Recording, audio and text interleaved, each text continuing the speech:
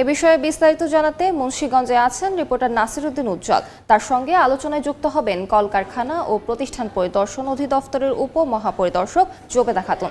সরাসরি যাচ্ছি সেখানে।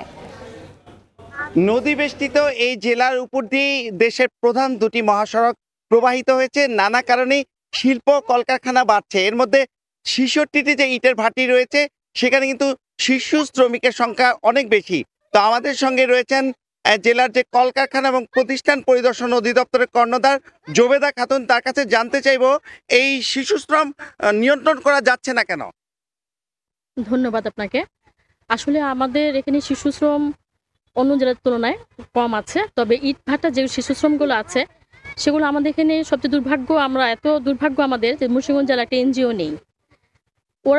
ওদের যে শিক্ষা, ওদের যে আর্থিক ব্যবস্থা, ওদের যে শিক্ষিত অক্ষরজ্ঞান দেওয়া, কারিগরি শিক্ষা দেওয়া বা অন্য কোনো প্রতিভার সাথে তাদেরকে সম্পদ করে গড়ে তোলার জন্য একটা এনজিওর মাধ্যমে ওদেরকে সামনে দিয়ে এগিয়ে নিয়ে যাওয়া যেতে পারে।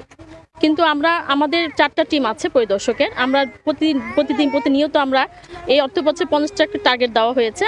আমরা টার্গেট অনুযায়ী শিশুদের তালিকা পাঠাই, নাম ঠিকানা পাঠাই, কিন্তু পুনর্বাসন করার মতো যে এবিলিটি দরকার, টাকা পয়সা সরকার আছে, বাট এখানে এনজিও নাই। কার মাধ্যমে এটা করা হবে? হ্যাঁ, এই পুনর্বাসন করা হবে। আমরা তালিকা দিচ্ছি, তালিকা অনুযায়ী হয়তো সেন্ট্রালি হয়তো সেটা তারা করছেন, কিন্তু মুন্সিগঞ্জের জন্য।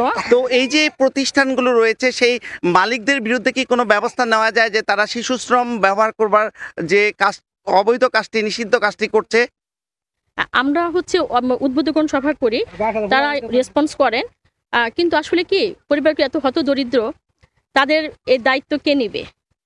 এখন এই পরিবারে দেখা যাচ্ছে একজনই হয়তো তার পরিবার চালানোর মতো ক্ষমতা আছেন।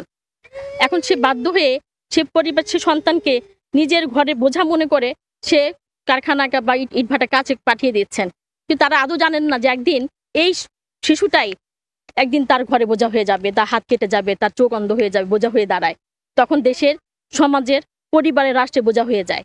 তো আমরা কিন্তু ইচ্ছা করলেই শুধু একমাত্র এটা আমাদের কাজ নয়, সবার কাজ, প্রত্যেকটা মানুষের কাজ। এটা যদি আমরা দৃষ্টিভঙ্গি চেঞ্জ করি, প্রত্যেকের জায়গা থেকে যদি আমরা মনে করি যে আমরা এই শিশুটাকে সম্পদে পরিণত করব, অবশ্যই প্রতিটা দপ্তর, প্রতিটা মানুষ, এনজিও, আপনি, আমরা সবারই আমাদের কাজ মনে করি যে আমাদের এই শিশুদেরকে দেশের সম্পদ করে তোলার জন্য। আপনাকে অনেক ধন্যবাদ। আপনারা শুনলেন যে এই যে কর্মকর্তা বলছিলেন যে এখানে যারা শিশু শ্রম দিচ্ছে এদের অনেকে কিন্তু নানাভাবে অসুস্থ হয়ে পড়ছে। তারা যে মানসিকভাবে বিপর্যস্ত হচ্ছে, শুধু তাই না, শারীরিকভাবে তাদের কিন্তু ফিটনেস নিয়ে চ্যালেঞ্জ হচ্ছে, অনেক অঙ্গহানির ঘটনা ঘটছে। তো এতে কিন্তু রাষ্ট্রের বোঝা বাড়ছে, কিন্তু এই শিশুদেরকে কিন্তু জনশক্তিতে রূপান্তরে অনেক সম্ভাবনা হাতছানি দিয়ে রাখছে। তো এই ছিল আমার কাছে মুন্সিগঞ্জের শিশু শ্রম নিয়ে সবশেষ খবর। সরাসরি যুক্ত ছিলাম মুন্সিগঞ্জে।